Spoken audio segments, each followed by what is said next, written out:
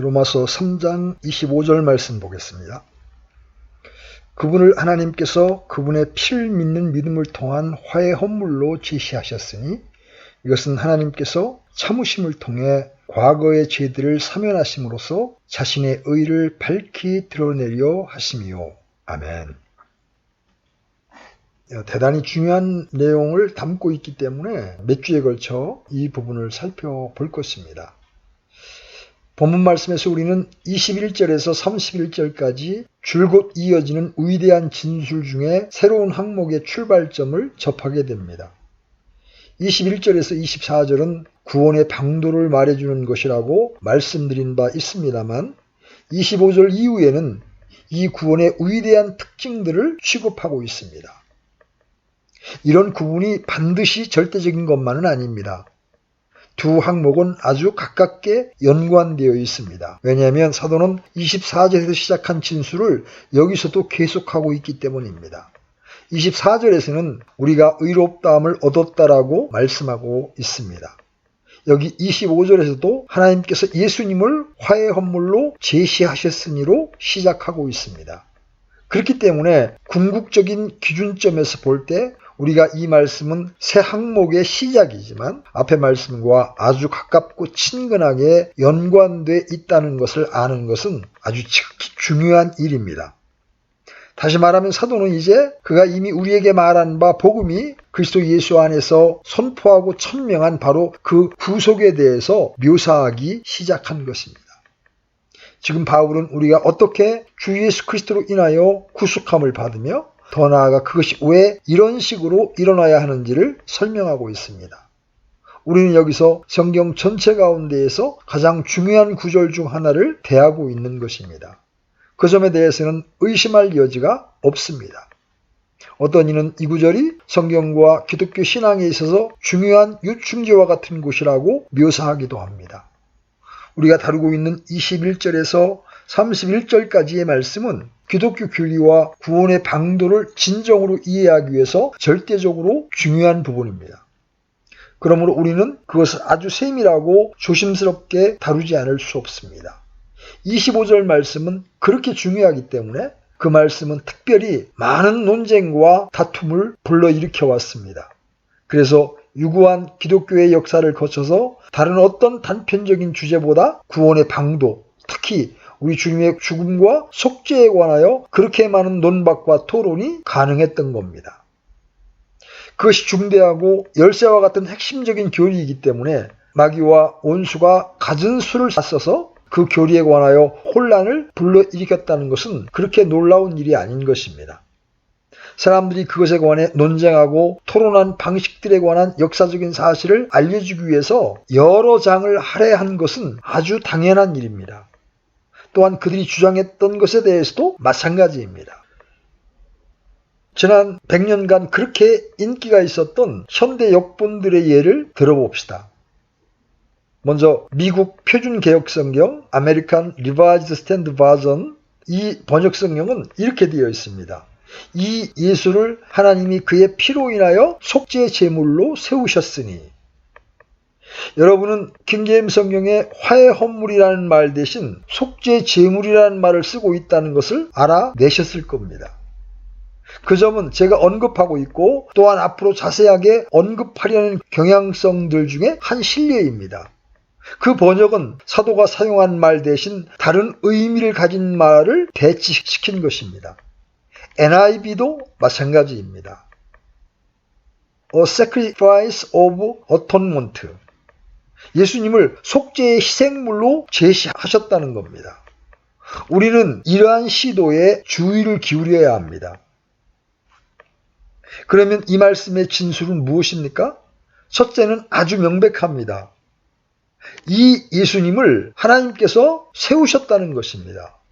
다시 말하면 이 예수님을 제시하셨다는 의미입니다. 킹제임스 성경 번역자가 그 말을 set forth, 제시하셨다라고 번역했는데 정말 바른 번역입니다. 전체 문맥은 그것을 지지합니다. 21절에서 그러나 이제는 이 새로운 일이 발생했다. 즉 율법 밖에 하나님의 의가 드러났다.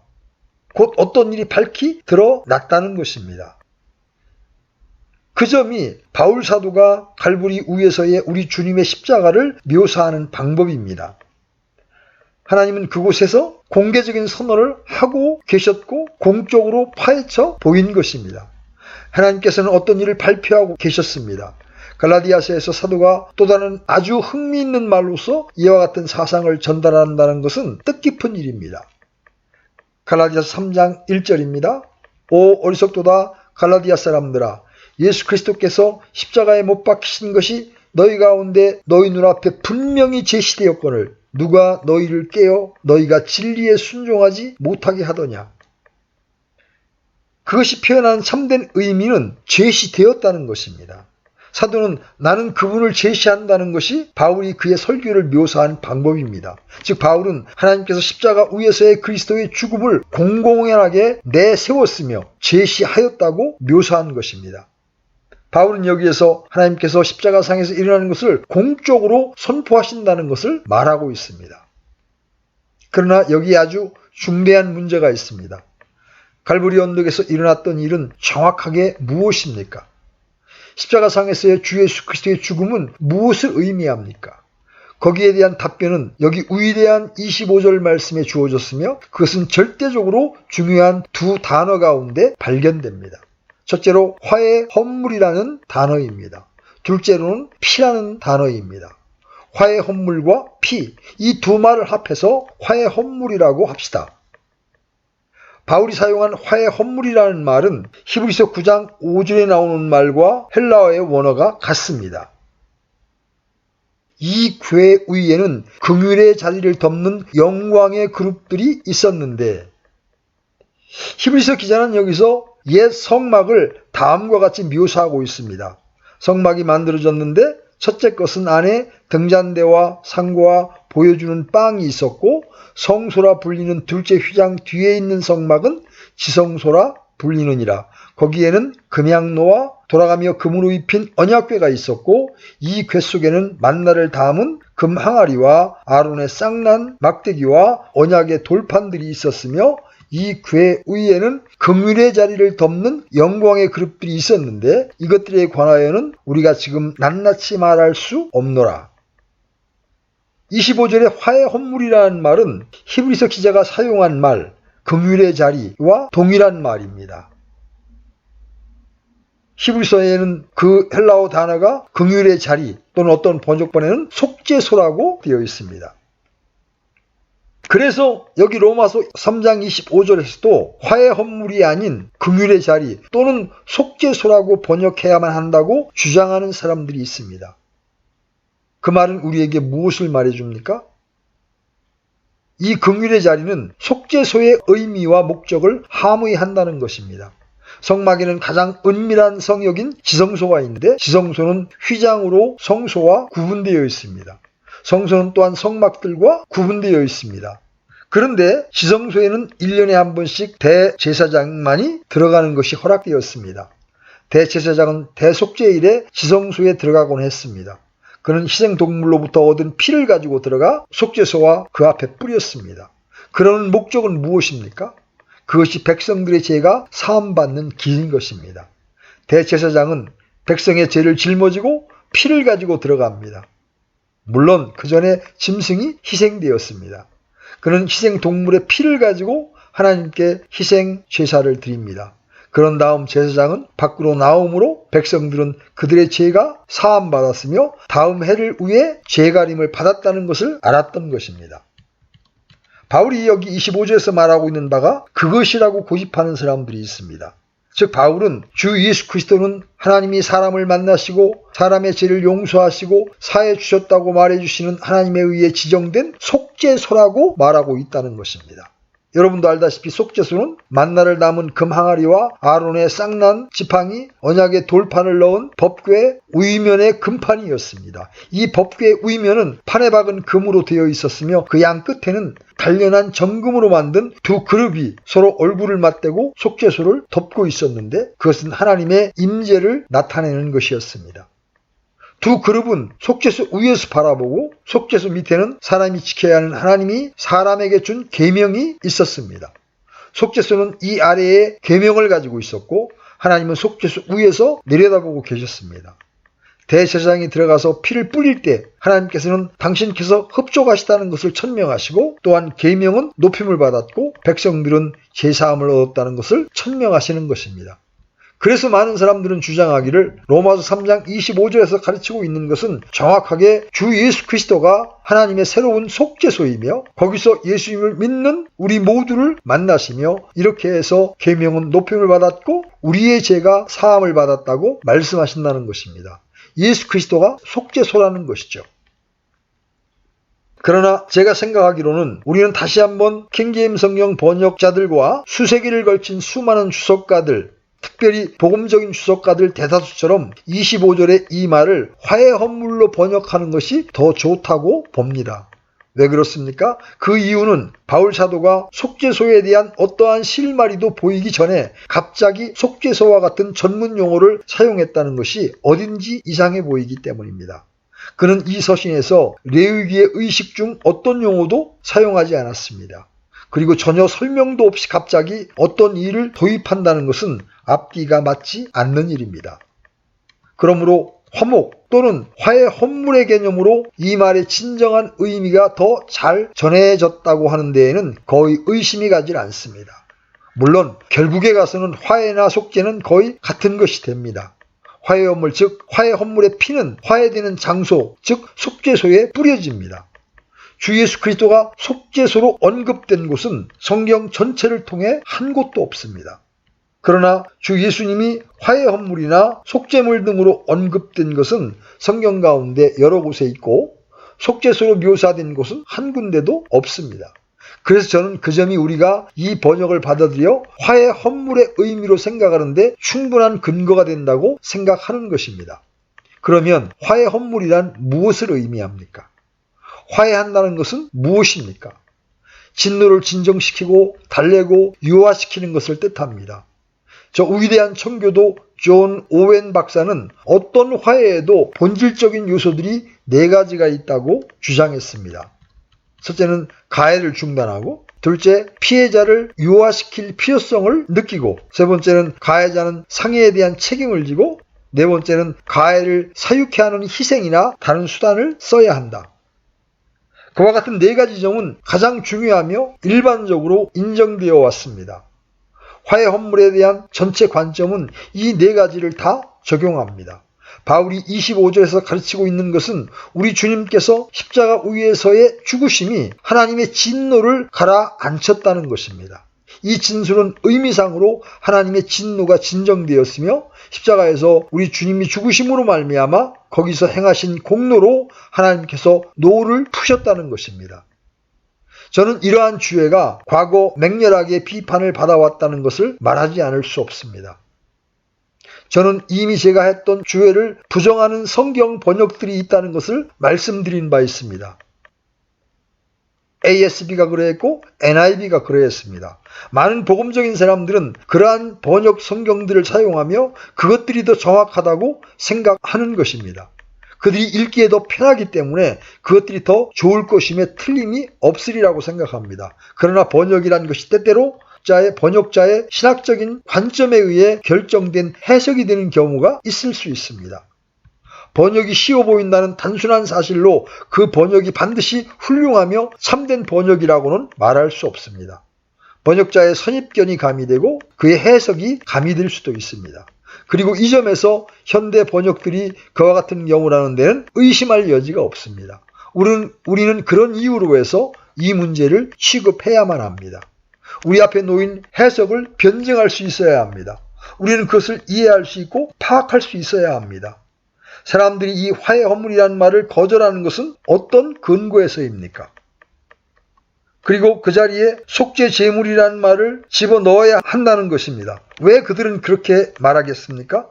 그들이 주장하는 2가지 주요한 이유가 있습니다. 첫째로 언어학적, 문헌학적인 이유입니다. 그들은 비성경적이고 이교도적인 사람들에 의해 쓰여진 그 말은 확실히 성난 신을 유화하고 진정시키는 뜻을 전달하였다는 것을 인정합니다. 그러나 그들은 말하기를 구약을 헬라어로 번역할 때 더 이상 그런 뜻으로 쓰여지지 않았다는 것입니다. 그 점이 그들의 첫 번째 이유입니다. 그들의 두 번째 이유는 물론 이것이 더 중요한 것입니다. 하나님의 진노에 대한 전체 견해가 그릇되게 받아들이지 말아야 할 뿐만 아니라 그것은 모독적인 말이라는 것입니다. 그들은 그런 말을 거침없이 해대는 것입니다.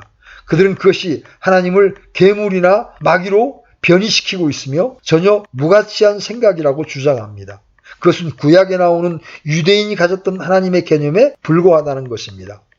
인기 있는 한 설교가는 설교집에서 자기는 시내산 위에 앉으셔서 성냄과 진노를 발하시는 하나님을 믿지 않고 우리 주 예수 그리스도의 아버지이신 하나님만 믿는다고 말했습니다.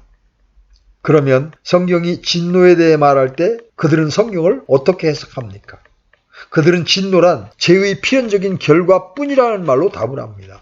만일 손가락을 불에 넣으면 데이듯이 진노도 그와 같은 것이라고 말합니다. 사람이 하나님께 대항하지 않을지라도 어떤 죄를 지으면 그것으로 고통을 받게 된다는 것입니다. 그들은 하나님 안에 어떠한 진노도 있다는 것을 부인합니다. 진노는 악한 행위의 필연적인 결과물이라는 것입니다. 만일 어떤 사람이 나쁜 일을 저지르면 그는 그것 때문에 고통받게 돼 있으며 그것은 피할 수도 없고 자동적이라는 겁니다. 그것은 하나님과는 상관이 없는 일이라는 것입니다. 그것은 악한 것을 행하면 반드시 일어나는 자연 법칙이라는 것이죠.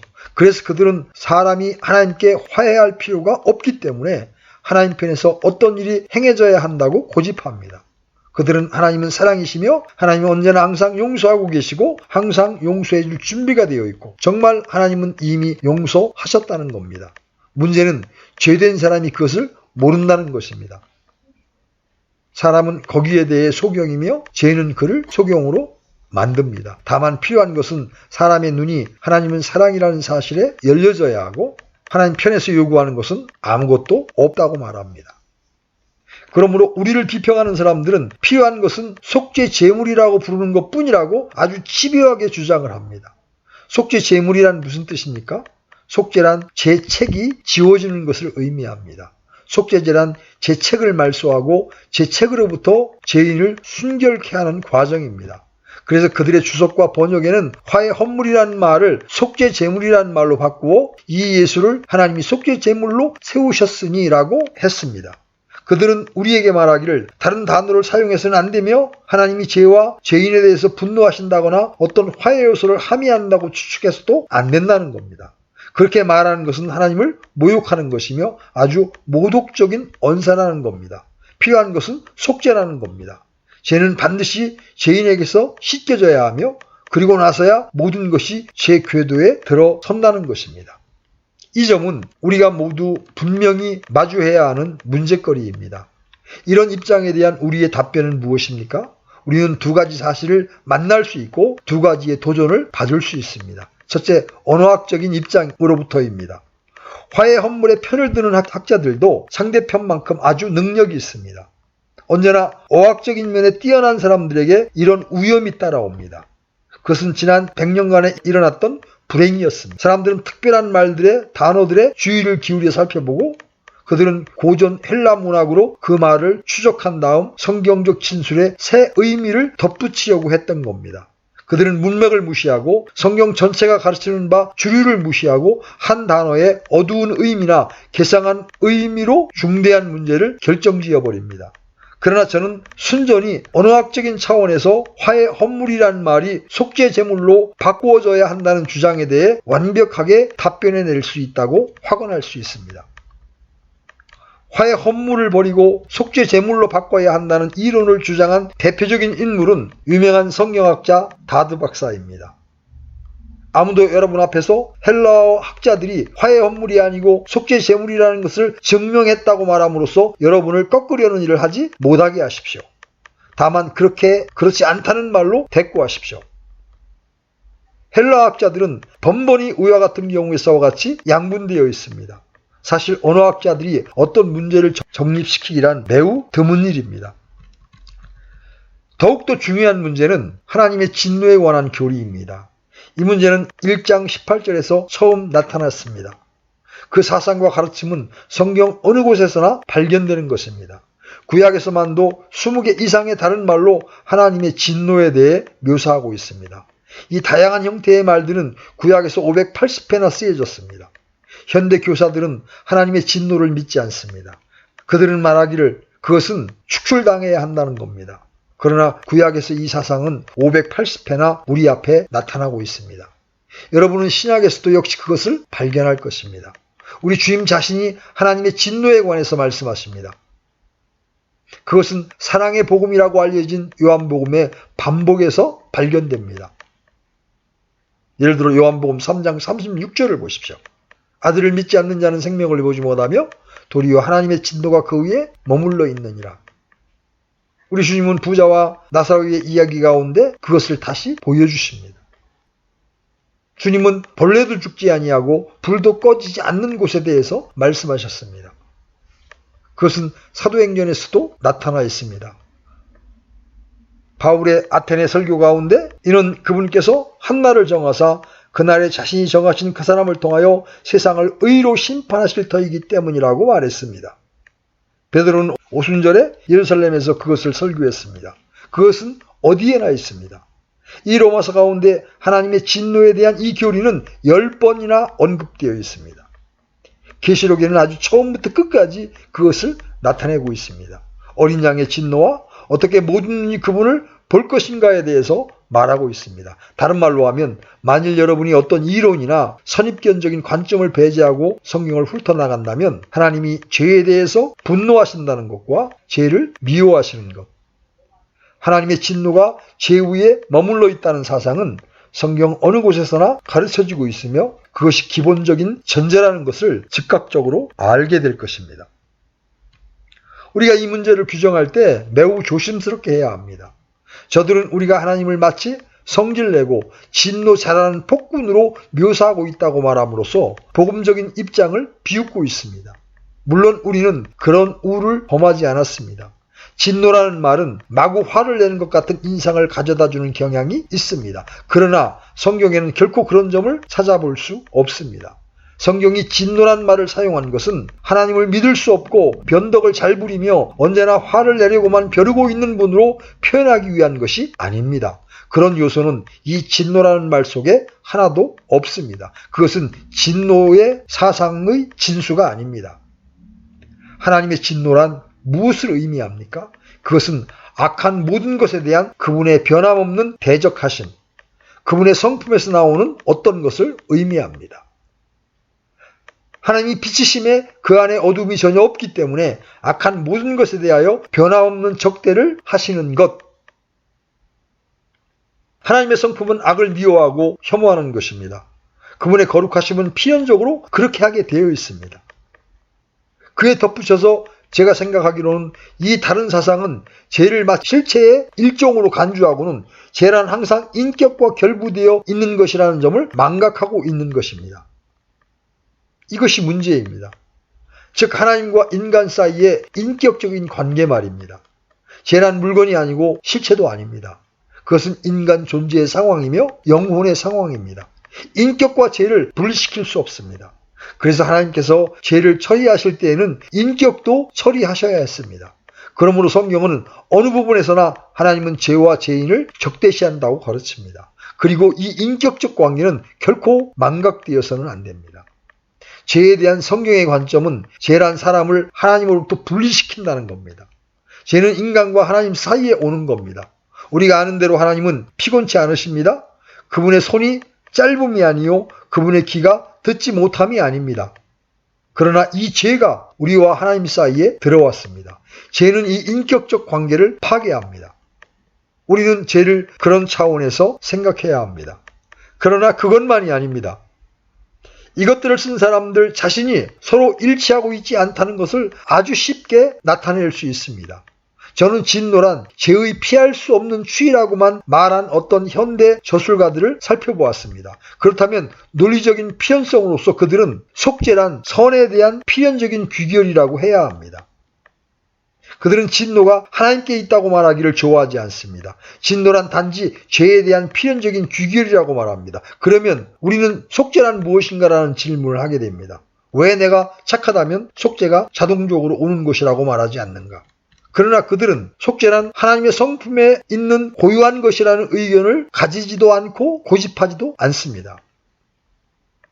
한편으로 그것을 하나님의 성품에다 놓고 다른 면에서는 하나님의 성품 밖으로 그것을 끌어냅니다. 그것이 일관성이 없는 점입니다. 분명히 두 가지 일은 하나님의 성품 속에 있는 것입니다. 그러나 정말 그들은 또 다른 모순을 범하고 있습니다. 속죄제물에 대한 전체 개념을 생각해 봅시다. 이들 비평자들은 속죄제물에 대한 이러한 관념이 성경적 교훈의 진수가 되는 부분이라고 말합니다. 그들은 말하기를 인간의 죄는 반드시 말소되어야 하며 그리스도께서 구속사역을 행하심으로 인간의 죄는 말소가 되었다는 것입니다. 그러나 우리는 묻습니다. 왜 인간의 죄는 말소될 필요가 있는가? 왜 여러분은 속죄를 필요로 하는가? 만일 속죄제물이 제공되지 않았더라면 어떤 처지에 있었겠는가? 만일 드려질 속죄제물이 없었더라면 그것이 죄에 대한 하나님의 태도에 어떤 변화를 가져왔겠는가? 분명히 속죄 개념은 본래 그리고 그 자체에 있어서 화해로 이끌어줍니다. 만일 속죄제물이 반드시 있어야 한다면 왜 그래야 합니까? 오직 하나의 대답만이 있을 뿐입니다. 즉 죄가 속해지기 전에는 하나님과 사람 사이에 진정한 관계가 성립될 수 없기 때문입니다. 그러나 화해 헌물을 말하는 데는 그것과 전혀 다릅니다.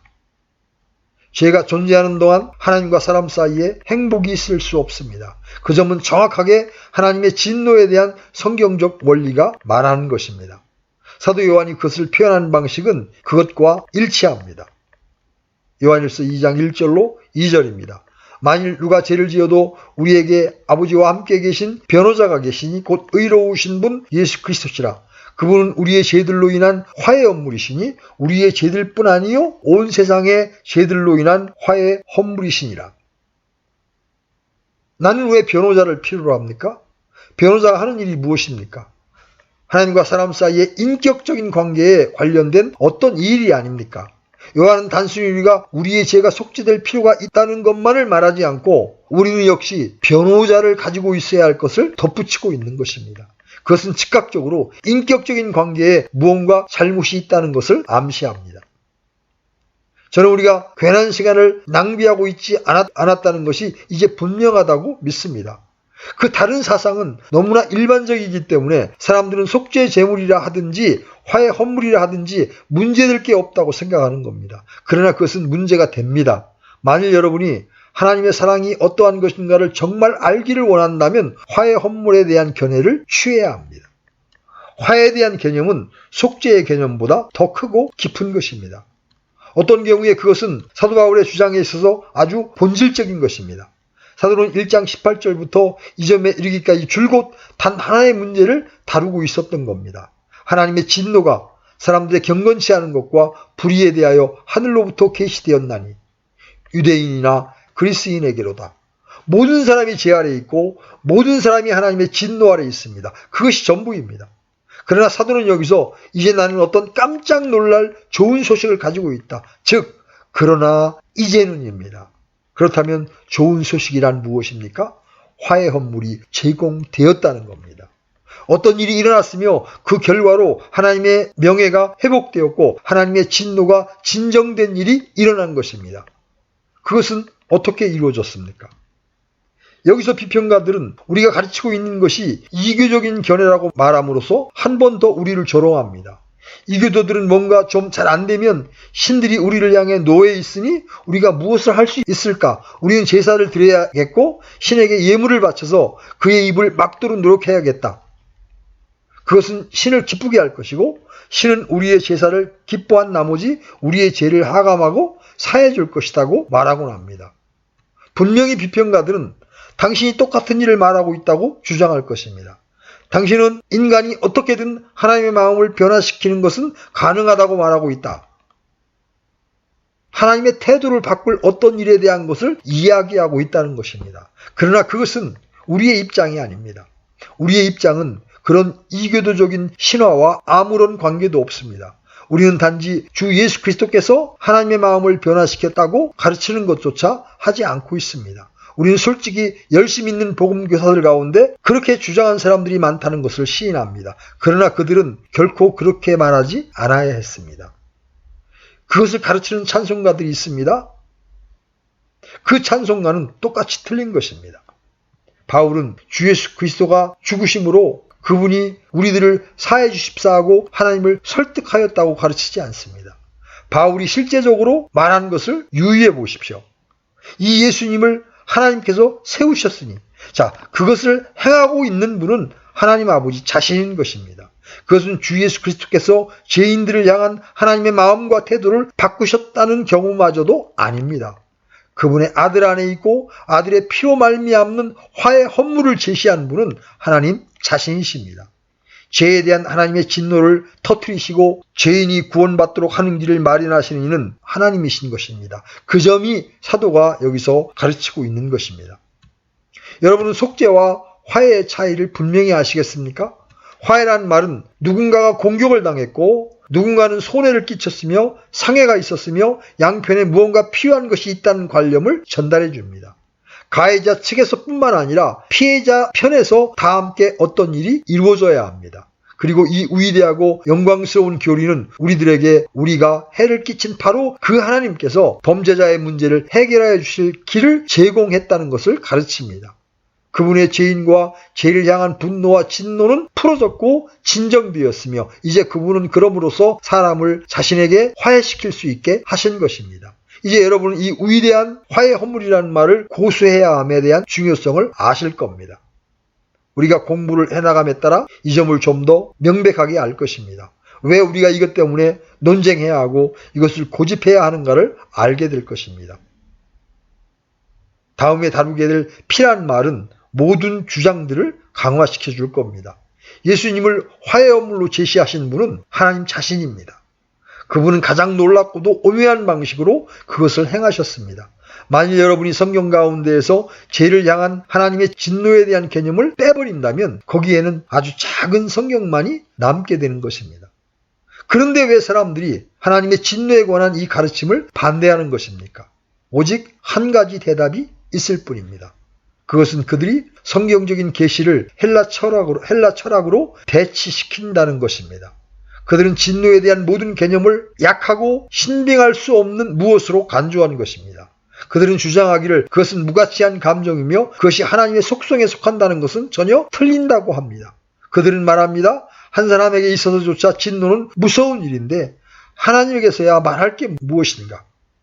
헬라 철학자들의 신은 감정이 없어서 전혀 아무것도 느끼지 못하고 일어나는 어떤 것에 의해서도 감동을 받을 수 없습니다. 그러므로 그는 죄나 죄인에 대해 어떤 것도 느낄 수 없습니다.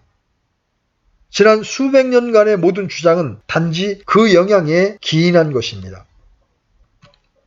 헬라 사상과 철학의 지배를 받는 학자들은 히브리인들이 하나님에 대해 그릇된 견해를 가지고 있었다고 주장합니다.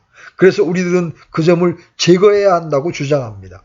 하나님은 사랑이시기 때문에 사랑 외에는 아무것도 아니라고 말합니다. 그러므로 하나님께서는 진노도 없고 화해 헌물도 필요치 않다는 것입니다. 여러분도 알다시피 성경의 권위를 인정한다는 것은 중요합니다. 만일 여러분이 성경적인 하나님 개념 대신에 헬라 철학적인 하나님 개념을 가지고 출발한다면 진노의 사상을 밖으로 내던질 수 있습니다. 또한 여러분은 원하는 대로의 속죄의 개념과 그 밖에 어떤 것도 축출해버릴 수 있습니다.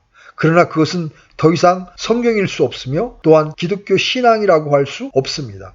그 사람은 더 이상 세상 죄를 제거하는 하나님의 어린 양을 믿지 않을 것입니다. 그리고 제가 보여주기를 원하는 바 그 사람은 피와 희생에 대한 모든 개념을 혐오하게 될 것입니다. 제가 이런 말을 하게 될 때 여러분은 설마 그런 사람이 있을까 이렇게 생각할 것입니다. 제가 그 전에 안식교에서 나온 무리들과 한동안 교제한 적이 있었습니다. 그들도 개역성경을 들고 있었습니다. 개역성경에도 하나님의 진노에 대한 수많은 진술들이 있습니다. 지옥에 대한 진술들이 있습니다. 그러나 그들은 사랑의 하나님께서 결코 진노하실 수 없고 우리의 혼을 지옥에 보내실 수 없다고 강변합니다. 그들은 성경의 권위를 인정하지 않고 있는 것입니다. 우리는 이러한 양당 간의 선택을 해야 합니다. 즉 내가 성경을 복종하고 하나님은 어떤 존재이며 어떤 성품이며 어떻게 행동하시는가에 대한 성경의 계시를 인정하든지 아니면 내가 생각하기로는 이렇다고 말하든지. 그러나 내 생각을 말하게 되면 그것은 철학일 뿐입니다. 하나님의 교회는 1840년 이후 계시된 진리에 우선하여 철학을 놓고 하나님께서 친히 나타내시기를 그렇게 기뻐하셨던 것 앞에다 철학 사상을 갖다 놓았기 때문에 이 모양 이 꼴이 되었습니다. 그것은 모든 영역에 영향을 끼쳤습니다. 즉 그것은 무엇보다도 모든 역사에 있어서 가장 영광스러운 사건에 대한 우리의 견해에 영향을 미친 것입니다. 가장 영광스러운 그 사건은 다름 아닌 갈보리 언덕 위에 십자가에서 하나님의 아들께서 죽으신 사건입니다. 그분은 단지 속죄 제물로가 아니라 화해 헌물로 드려진 것이고 또한 하나님께서는 그분을 화해 헌물로 제시하신 것입니다. 이 부분을 분명하게 인식하게 될 때 우리는 이 복음의 위대함을 더 선명하게